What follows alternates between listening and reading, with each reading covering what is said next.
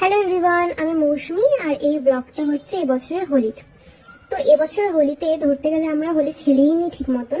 আমরা হায়দ্রাবাদে যে নতুন জায়গাতে শিফট করেছি সেখানে দেখলাম কেউ হোলি খেলেই না। সেভাবে কি কাউকে আমি হোলি খেলতেই দেখিনি।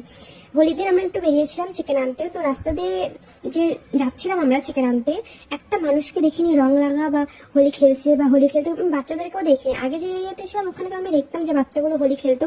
এই এরিয়াতে আমি কাউকে দেখিনি, রাস্তাতে এক ফোঁটা রঙও পাইনি যে কেউ হোলি খেলেছে বা খেলছে, কিচ্ছু না।